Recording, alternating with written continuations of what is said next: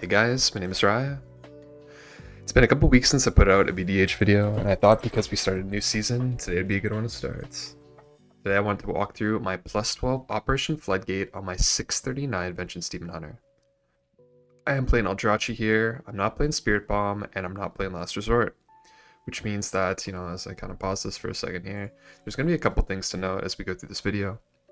There has been a quite significant change in the meta shift for Vengeance Demon Hunter gameplay, and we are moving towards playing Aldrachi this season.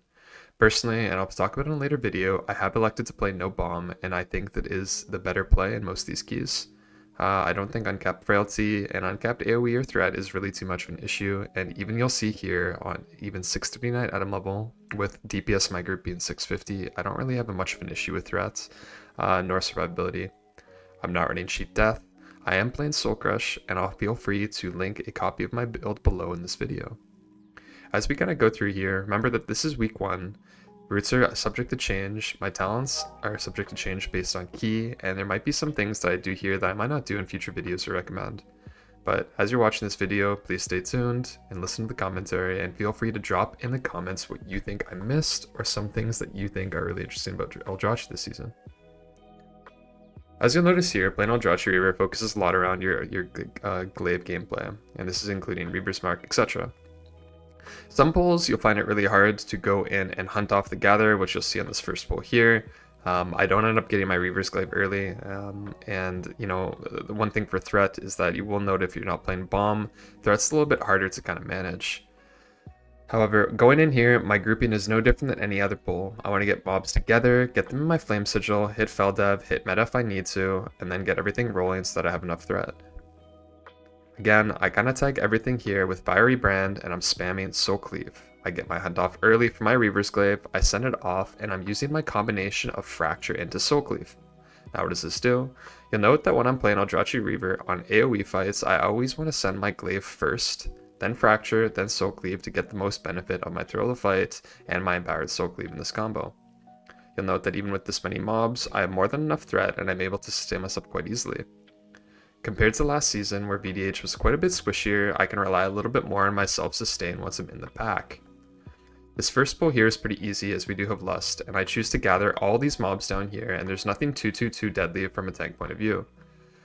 Before I go into packs, what you'll notice is, because I'm not playing bomb and I have a little bit less gear than typically you might be used to, is I do spend some time getting threat on gather here for all these mobs.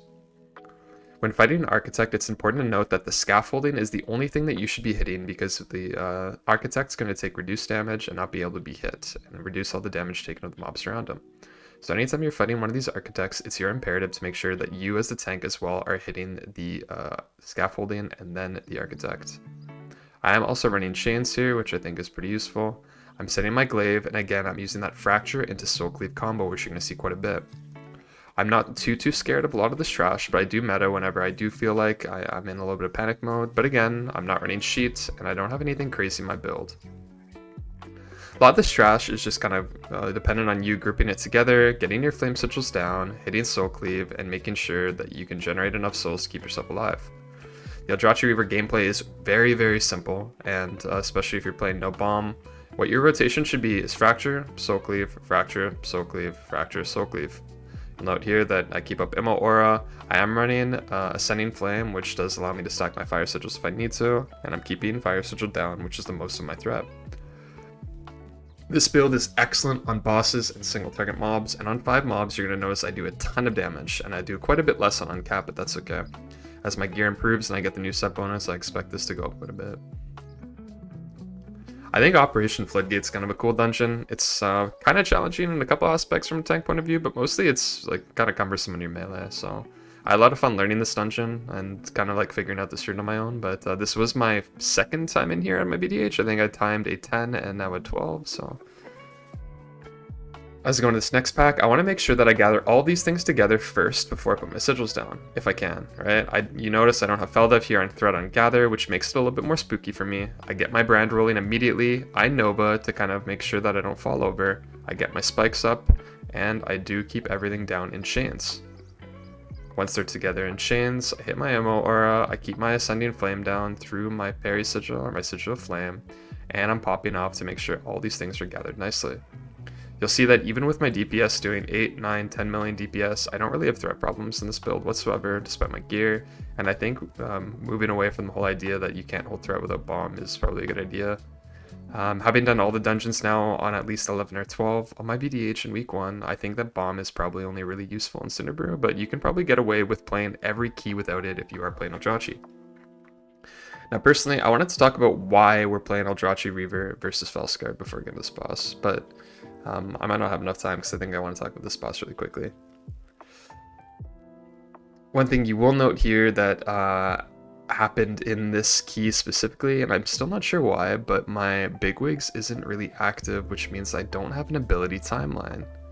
Because I don't have an ability timeline, it's a lot harder for me to track my tank busters, so Big Momma gets a little bit more interesting for me, as you're going to see I drop low quite a bit. I do decide to commit Brand on pull because I know I'm going to get that Electric Crush right off the bat, and it happens, you know, every like 24-ish seconds, so you'll see throughout the fights that I do miss some of the tank busters in this fight, and I'm playing it off of knowledge and not actually the DBM or the bigwigs timers because my timers aren't active. But anyway, as a tank on this fight, the only thing you really need to worry about is doing damage to adds and the electrocute tank buster. One thing I would note is that on this fight, I think that it is probably your best value to go and send your Reaver's Glaive into the trash mobs on this boss, as opposed to the boss itself. You'll see here that I kind of alternate between hitting the trash mobs if I need to hit them for prio, and as well hitting the boss if I need to for survivability or frailty. One thing to note is Aldrachi Reaver does insane single target prio damage, and anytime I'm fighting a boss, you're going to see I swap up my combo a little bit.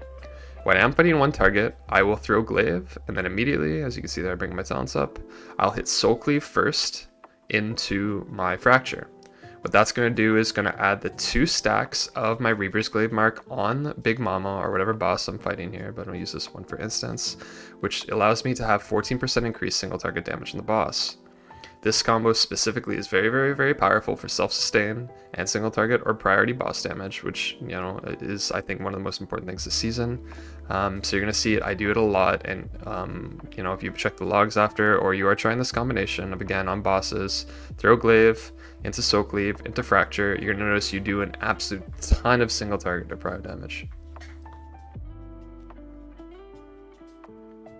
Again, one thing to note is on this boss, it's completely again acceptable to swap and throw your Reaver's Glaive at the trash if you need to. On this boss, as a tank or even as a DPS, you should be focusing on killing the bot or killing the adds first and being unethical as possible in killing this boss. Boss damage does matter, but killing the adds is more important, as if the adds do not die, the boss is going to put up a pretty deadly shield, which is going to take you guys for a lot of damage, and as well, it could overlap into having your healer run out of mana or run out of resources, because as when the shield breaks, you're going to have to go into this jumpstart phase, which is the heavy ticking damage of the fight. You'll see here that every time the phase ends, I'm moving across the room, and that's because every time Big Momma finishes one of her phases, she leaves behind electrical puddles on the ground, which is less of a soft enrage, but more of like just a positioning check, as they do go away eventually. But you do want to make sure that you handle yourself in a way in which your melee can have enough room to play, and everything's stacked up kind of nicely. You really don't want to be in a position where you're split up from your team in between the electro puddles, as the trash is going to be leaping everywhere, leaping out. You might have to miss your kick, or you might be in a zoned situation where you might not be able to get everything stacked up. Remember, when mobs are stacked up and you can kill them faster, this boss is going to go a lot easier. Again, as you can see here that we actually didn't kill the trash on time, and we do get a little bit of that shield before going into the jumpstart phase. Luckily here the boss does die, and we're kind of on to the next part of the dungeon. This trash is actually kind of a little bit deadly, and I want to talk about this quick. You'll notice here that anytime you're fighting a blood warper, which is twice in this dungeon, that you should have one of two things, which is brand or metamorphosis. The blood warp on top and in cohesion with all of the melees from these mobs can be quite deadly, and you do want to make sure that when you're going in, you have a Reaver's Glaive ready and one of your big CDs to make sure that you can handle some of the oncoming damage. Again, one thing you'll note in this video a lot is I hold on to my Reaver's Glaive at the end of packs. Why do I do this? Is particularly when you're starting a new pack, you want to be able to use a Reaver's Glaive for threat and self-sustain. So saving a Reaver's Glaive, as you can see here, is really, really good as you're thinking about the next pull in the dungeon.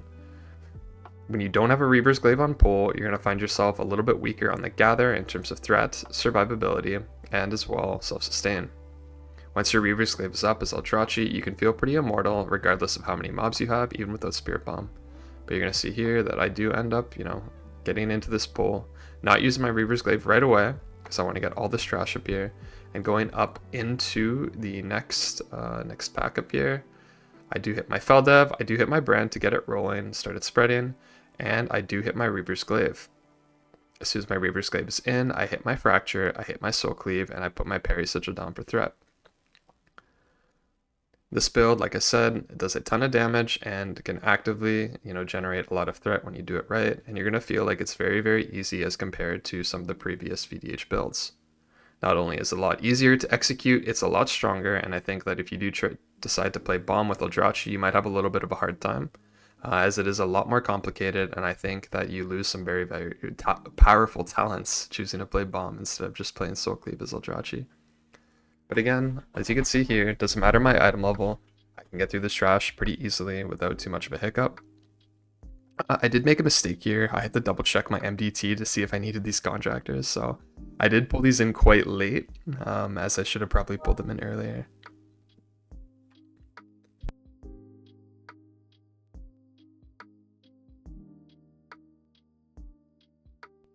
Again, towards the end of this pack, you're going to see that I hold on to my Reaver's Glaive. As I get into this next pack here, I always use my Reaver's Glaive on Gather, I Fracture, I Soul Cleave, I keep up my spikes, and I do the regular Gather I would have in any other key. I am trying to respect these mobs a little bit, as I haven't really tanked a 12 on my VDH yet. However, I do have a little bit more experience now and understanding like what mobs hurt, what I need to be worried for, and when I need to be rolling my cooldowns. I am using Metamorphosis completely liberally when I feel like I need it, because again, I don't have experience doing these keys yet. I did not play a lot of PTR, I did not play a lot of beta, and I'm figuring this out all on my own for the first time. Again, anytime you're fighting an Architect, for your team's sake, you want to be very careful about chaining. Architects can be quite deadly, and again, the scaffolding is going to pose a huge issue to your team if you're not doing it properly. So again, try to play one Architect at a time, make sure you're hard swapping to the scaffolding, throw a glaive even if you need to, put it into your Reaver's Glaive window, and kind of get cranking.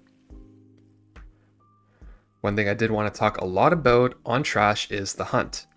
Now, this season that we are back in Aldrachi, it's always recommended that you play the Hunt talent, which is one of the capstone talents at the bottom of your Demon Hunter tree. One thing to note about the Hunt though is when you're casting it, you cannot dodge, parry, or miss. Meaning that you have to be very, very careful that you're already in a pack or you're sustained as you go into Hunt into a pack. One joke that me and my friends have is that Hunt into Tank Buster is a real thing. You want to be very, very cautious about when you actually hit Hunt on trash pulls, as it can kill you. Hunt is a very, very good DPS global, and it is going to give you a free Reaver's Glaive, which you're going to notice on bosses I kind of abuse sometimes to even use a Fracture Soul Cleave or Soul Cleave Fracture combo depending on if I have extra Reaver's Glaives. Hunt is also a great single target survivability talent. However, on Trash, like I said, you should be very, very careful about using it, as once you start casting Hunt, you may be susceptible to melee damage you weren't before. If you aren't in Metamorphosis, don't have Feldev, or don't have Fiery Brand, it's very easy that you could fall over. Remember too, I'm not running Cheat Death in this key, so any of my mistakes are amplified to the fact that, if I do perish, we might not be able to recover in time for my team to be able to get back and stable again. Again, these pulls are a little bit more interesting, because I think Shredders can be kind of deadly, not towards specifically you, but towards your team. As a tank, and especially in this dungeon, your imperative is making sure that you can make sure that your melee have a decent time in playing the game. I do find that whenever these Shredders come out, it's really good to have a weak aura or an announcement or some sort of weak aura pack that's going to tell you when you have to move from the Shredders. Same thing too with the Flamethrowers. It's really, really good that you move as a group with your melee DPS or with your team to make sure that you have uptime to play on these Shredders and these Contractors. You'll notice here we don't do an exceptional job at placing down these Shredders, but it is okay as we do manage to get through this pack alright. But you do have to dodge these Flamethrowers and make sure that you can keep uptime on these mobs, as anytime you do have to move, you could be dropping frailty.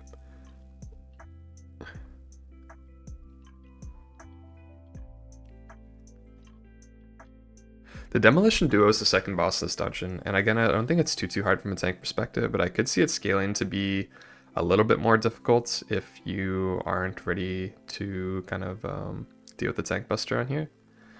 Bront and Kiza quick fuse need to die at the same time, and throughout the fight you're going to notice that every time they separate, I try to leap them back together, not only for my melee cleave, but for my Boomkin Starfire, and as well as our Frost Mage's cleave as well. When mobs are stacked, it's going to be easy for you to build frailty, and as well your DPS to do more damage, meaning the boss is going to die quicker and you're going to have a better time throughout this encounter. One thing to note is Bront's ability Wallop hits pretty hard, but it is completely negatable, and I don't think you actually need a cooldown for every single tank buster. However, this is a 12, and as we get into later keys in the season, maybe 15, 16, even to 20, which I probably foresee possible, you might need to respect this ability a little bit more. The reason why we're AFK here is our rogue's UI imploded, and he needed to reinstall a weak aura before the boss fight, so we did wait here for a second before pulling this boss. As you can see, I am hitting Bront this entire time on this encounter, and I'm making sure to keep them stacked whenever possible. I don't have DBM timers right now, so I'm just relying on a little bit of instinct to make sure that I can keep something up for the tank buster, but most importantly is I just want to be hitting Bront or cleaving off Bront as much as possible throughout this encounter. I do make a minor mistake there. I think I actually should have, used my Reaver's Glaive on Bront, but when Bront's charging around throughout the room, it's really hard for me to build frailty on him or even to get uptime. So I find it really hard to make a decision here as to whether or not I should be hitting Bront or I should be hitting, the low goblin. So Wallop does come out. As you can see there, I fell dev late because I don't have timers, and it doesn't really matter too much because I have a little bit of frailty on the boss. But again, your number one imperative always should be trying to keep these things stacked together and building frailty on Bront. Again, as long as you have some frailty on them, you're not going to be in too much of a danger. So, even if you don't have brand, meta, etc., you should be alright. However, I would recommend still using these things if you need to. That does mean that if you are scared that Bront is going to hit you too hard, or he's been charged in another room and you don't have frailty, that, you keep brand or metamorphosis for one of those kind of moments. But as you can see, I always charge back to Kiza when I can, and then I start building again on Bront. Again, not too much else to talk about in this fight. This is pretty easy. You should just be, fracture, soul cleave, Reaver's Glaive into fracture, soul cleave, and you should get through this fight pretty easily.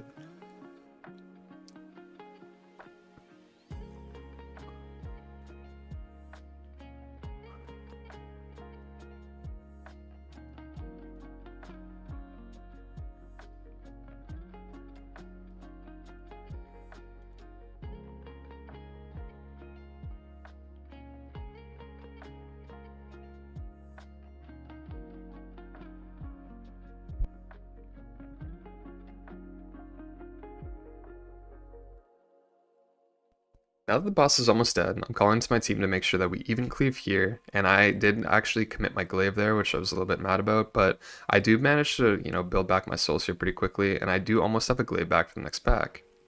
I do have 19 souls generated, so the next ability that I do use is going to proc my Reaver's Glaive.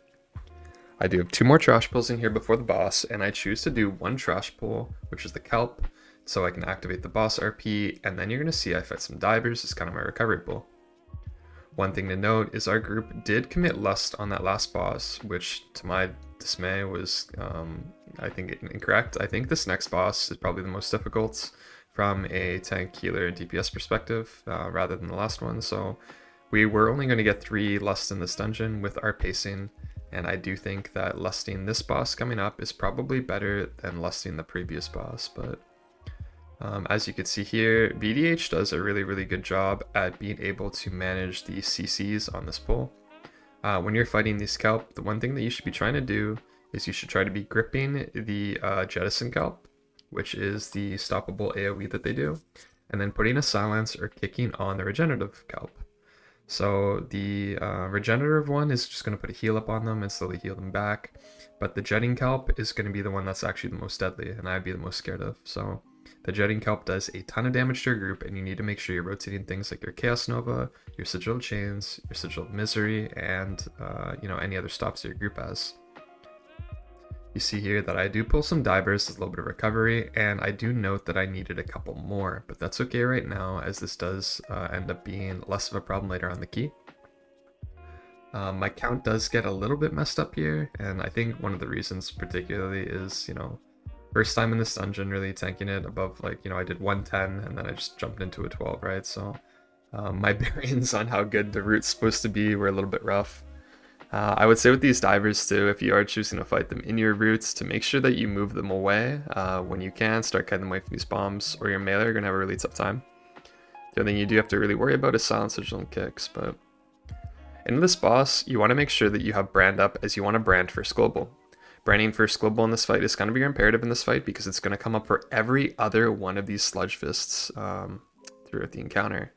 So as you'll see here, I soul cleave fracture to start the combo, and then I fracture soul cleave because I get an extra reaver's glaive. I did go into this fight with a ton of reaver's glaives, so I'm just spending them right now with fracture soul cleave fracture, depending on what I need. My group has elected to always go left on this boss, and I am trying to call in Discord where we should be going for each one of these sets of waves. There's no way that I can really help on VDH on this fight, so I'm just making sure that I listen to my healer's call for darkness, and again, for any one of these fists, I'm popping one of two things. I'm using Brand, or I'm using Feldev. I know that they only happen once every about, 30 seconds or so at the end of every single one of the waves. So anytime the wave phase, the storm is going to end, I'm going to have to deal with a tank buster, and you're going to see here my Brand's coming up in 3, 2, 1, and I hit my brand right away because it's going to come up for this Sludge Claws in 2 seconds. Sludge Claws comes up, I do hit my combo with my Reaver's Glaive, and I'm top to full. It is completely possible that if you don't have a defensive up on Sludge Claw, you haven't built enough frailty, or you had to move due to the waves, that you might die to this mechanic. So this is probably one of the only mechanics in the dungeon I would say you really, really have to respect. This and the Tank Buster and the last boss are both very deadly. And they can be really rough if you don't respect them enough. So I do hit Feldev here, coming to the next Tank Buster, and I am okay. I hit my Reaver's Glaive, hit my Fracture, and hit my Soul Cleave. That is a mistake, however, as I should have been Soul Cleaving into Fracture to keep up my 14% Reaver's Mark buff on the target. You'll see here that when I do the combo right, and I'm not forgetting, or, depending on how many glaives I have available, or if I have a hunt available, you're going to see a 1 or a 2 next to Swampface's nameplate on the right of the screen. You'll see here that, again, because I used Brand on the very first global of the fight, I have Brand back to deal with that Tank Buster again. Coming up here, I know that for the next Tank Buster, I do have Fell Devastation, and I will be able to use that to make sure I can cover the Sludge Claws. I think our rogue does go down here. He's completely dry, doesn't have any buttons. I am hunting for this, my Reaver's Glaive, getting it on cooldown, sending my glaive out here, and I'm making sure I'm in Feldev for this Tank Buster so I can survive. Our rogue does wait for the debuff to go out before he takes the res, and now for this phase, he doesn't have any taking damage on him, which makes him kind of immortal. At this point in the fight, the boss is almost dead, and I'm starting to think about what I need for the next pull in the dungeon. The rest of this key has a moderate amount of tank damage, but isn't too bad compared to the start or this boss, so I would like to ideally save a glaive, but as you can see there before combat ended, I didn't generate one in time. However, that's okay, because Bubbles doesn't do too much to the tank. Bubbles is completely an HPS check and a defensive check, and so when you're fighting this mob, don't worry too much about your defensives like Brand, Metamorphosis, or anything else. One thing I would do if I were to run this dungeon back right now is I probably should have ran Short Darkness. I actually felt really bad for Clemens, my healer, as you've probably seen him in a couple of my videos before. He's a very, very good player, but as when I'm on my VDH compared to my prop paladin, I don't really bring much to help the team. So, talenting into 3-minute darkness instead of 5 probably could have helped him a bunch, but, hindsight 2020, and I think going forward in this season, I'll probably be running 3-minute darkness a lot more.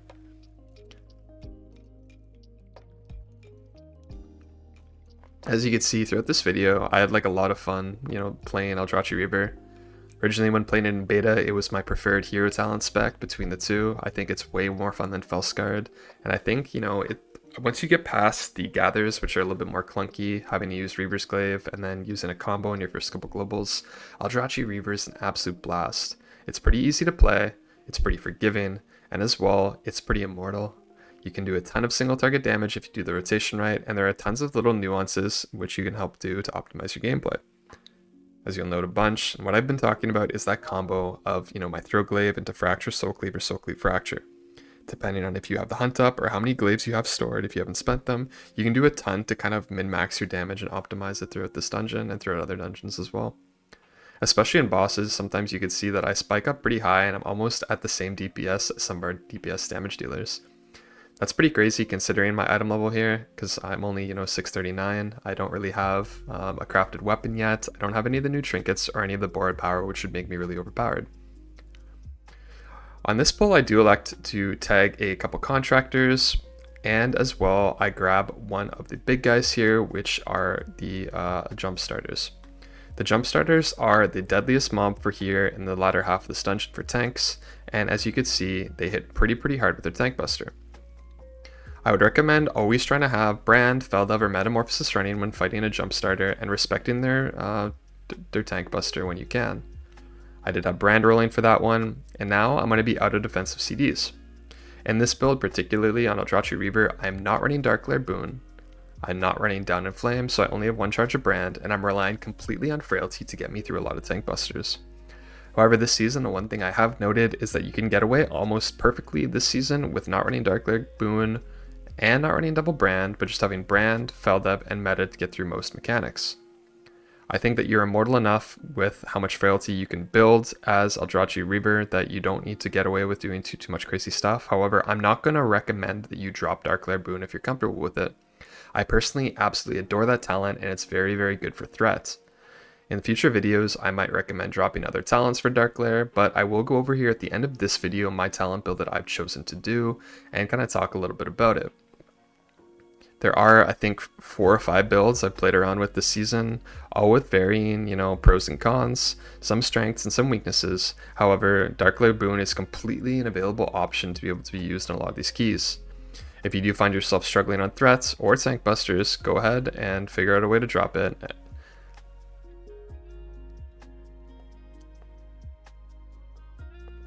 On this next pull, you're going to see here that I originally intended to skip this pack. I didn't want to use Cage, I didn't want to use Sap, and I didn't want to use Shroud.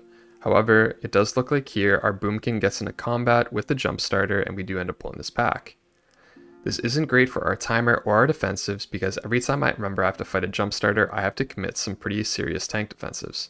Again, this pull is very scary too for your team because there is 2 casters and we're on limited kicks. If these lightning bolts go off during, a combination of maybe some of the pulsing AoE or the debuffs that go out, it's very easy that somebody could die. Luckily, we do manage to get the battle res off on our Boomkin, and we do get stabilized in this pack. You're going to see here that the Spark Slime comes out, I am covered by Brand, and I'm trying to hold on to my Metamorphosis and my Reaver's Glaive for the next pack. I am at 55, 56, 59 stacks of Reaver's Glaive here, and I probably could have committed one, but this next pack is pretty scary, so I want to make sure that I have as much damage as I have possible going in. I don't have Brand on the pull, so I do decide to Feldev, and you're going to see I drop pretty low here in these first tank busters, and I do decide to hit Meta. Now that I'm in Bloodlust and Metamorphosis, I'm going to be immortal for the rest of this pull. Aldrachi Reaver scaling is absolutely nuts with haste, and because you can spam Soul Cleave and build Frailty, almost like every half second, you're going to notice that even throughout these tank busters, when my meta falls, I'm not taking any damage at all. I think I even decide to hold my Brand here if I'm right. I do send it, but maybe that was a good call. I am sending out my glaives whenever I kind of feel like for damage, and you can see even on 2 targets in Lust, I'm doing like 1.3 million sustained with my gear, which is pretty good. And I did get a save hunt for the boss. So I do have a Reaver's Glaive active, I do have Hunt, however I don't have Brand up for a little while. As a tank, this boss can actually be pretty deadly, and I'm not going to talk you through some of the shortcomings VDH has in this fight to do with Frailty and the things you need to look out for. His Thunder Punch is a physical tank buster that happens, once every 40-ish seconds. It happens right immediately at the end of this phase. Remember, because I don't have timers, I'm just trying to remember when it might be. So this phase ends, I wait a second, I start building Frailty, and I go into Fell Devastation. Once I Fell Dev here, I get my Immortal up, I put my Sigil down, and I'm starting to think about when I should hunt the boss. There's exactly 2 Thunder Punches in every phase, and the first one, is pretty deadly, but the second one's the one you should be concerned about. The reason why the second one's the one you should be concerned about is throughout the fight, you're going to have to clear these sparks. These leaping sparks are going to fixate you midway through this phase, every phase of the fight, and depending where you are in the room, you're going to need to clear them with the water on the ground.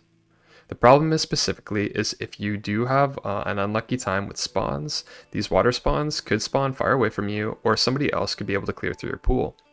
The reason why that this is kind of cumbersome on VDH is particular to the fact that we need to be building Frailty for Thunder Punch, meaning that when Thunder Punch comes in the second part of the phase, you are going to be a little bit weaker if you have been kiting. I would really recommend trying to ping your pool and telling your group that they should be allowing you to clear your pool as close as possible here on each one of these Thunder Punches so that you can build Frailty on this boss. If you do not have Foul Dev, if you do not have Fiery Brand or Metamorphosis for these Thunder Punches, you could actually be in a lot of danger and you could perish.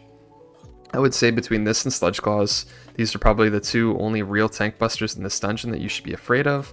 However, with a little bit of proper planning, and again, you can notice here that with my build and with my gear, I didn't have too bad of a time at all.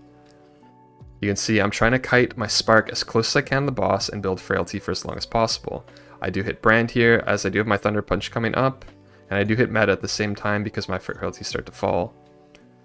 Even with Brand and Meta there, I dropped, moderately low. I think I could have lived with just pressing 1, but I think it's okay because I'm going to get Foul Dev back and Fiery Brand for the next phase. If you always Foul Dev the very, very first one in the phase, even without Dark Glare Boon and Fiery Brand the second one, you should have that back in rotation for every single tank buster on this fight. Throughout this encounter, I'm not doing anything special. Again, I'm using Reaver's Glaive into Soul Cleave into Fracture, or if I have multiple Glaives available, Soul Cleave into Fracture into Soul Cleave. As you can see here, I get Thunder Punched, I hit Foul Dev, and now I'm thinking about when I should need to use my Hunt. I want to spend my Reaver's Glaive first, Fracture, Soul Cleave, and then use my Hunt when I have a free second to kind of get figured out. Again, now I have to worry about the Sleeping Spark, but I get extremely lucky in my Fixate and I'm able to break it right away. I do get a free Glaive here, I do spend it to Soul Cleave into Fracture, and I do get my Brand up right away for this Thunder Punch, which means that I'm pretty much immortal for the rest of this phase. The boss is almost dead now, I throw out my last Glaive, and I'm hitting Fracture into Soul Cleave, and then, keeping my Fiery Sigil up, and now all we have to do is kill the boss. Wasn't a perfect run. There's definitely some trash pulls that, were unintended, and some things I'd like to do better in the next one, but this was just a good showcase and kind of an introductory video of some of the videos I'll be doing this season with Aldrachi Reaver and VDH. This has to be my favorite spec right now. I'm really, really excited that Aldrachi has kind of become the meta between the two. And particular to that, I'm really impressed with how much fun it really is between your survivability, how much damage you could do, etc. But yeah, I think that going forward, I'm going to continue to run no bomb, run Ascending Flame, and probably no cheat as kind of we go forward. Cheat's going to be really, really good for the highest keys and, as you're kind of learning maybe new keys, new strats. And I think for 1 talent point, it's very, very valuable this season. However, if you do decide to run a no last resort build, I think that's completely acceptable as well. Anyway, thanks for watching. I'll leave a copy of my talents in the description below. And feel free to drop a comment on anything you might want to see this season, including, keys, roots, builds, etc. I've been asked a lot about what different builds I've been running on VDH, including, Last Resort, Cycle of Binding, if you should be running Spirit Bomb anywhere. So I might try to put something together really quickly as well later down the season, as I'm kind of familiar with all the dungeons and where I see some of the builds fit best. Again, thanks for tuning in, and I'll catch you guys in the next one.